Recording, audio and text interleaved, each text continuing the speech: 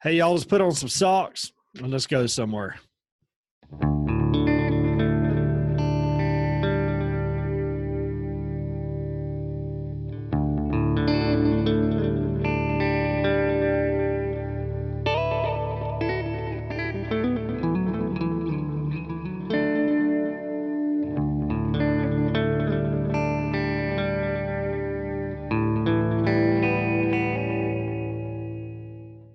Think of that time when you went to that super duper cool church meeting that captured your attention.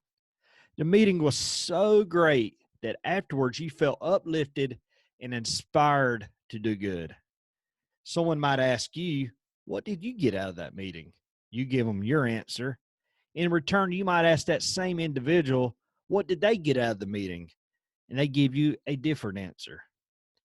Come to find out, even though there was one talk given, many messages were given that same day. Doctrine and Covenants, section 23, given in April of 1830, the same month that the church was organized. One section, one revelation with 5 different messages to 5 different people. Oliver Cowdery, Hiram Smith, Samuel Smith, Joseph Smith Sr., and Joseph Knight Sr. Oliver Cowdery, at the very beginning, is counseled to beware of pride. We learn of Oliver as time goes on, that pride snuck in there. 2, Hiram Smith. We learned a year earlier in Doctrine and Covenants section 11 that he was counseled to keep the commandments and study the scriptures, and that one day his tongue would be loose, that he could preach powerfully.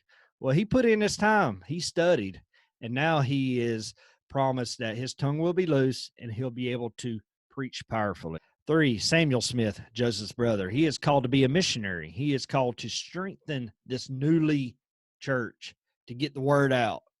Joseph's daddy, Joseph Smith Sr., is called to do the same thing. He is called to be a missionary. He is called to strengthen the church also. Number 5, Joseph Knight Sr. He was the man behind the scenes. He was the man who would quietly minister and help out.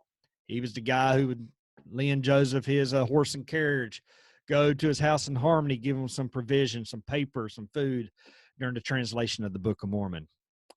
But in this revelation, Joseph Knight Sr., the Lord tells him, verse 6 says, Behold, I manifest unto you, Joseph Knight, by these words, that you must take up your cross, in the which you must pray vocally before the world, as well as in secret and in your family, and among your friends, and in all places.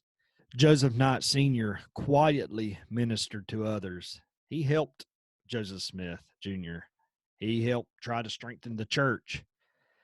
But he liked his own little comfort zone, and this is where he was counseled to take up his cross, to pray vocally. And at this moment, Joseph Knight Sr. wasn't yet baptized. But after he received this message for him, he knew he had to get out of his comfort zone and be a strength to his family and to the church. And him and his wife, Polly, ended up shortly, a few weeks later, getting baptized. Doctrine and Covenants, section 23, short and sweet.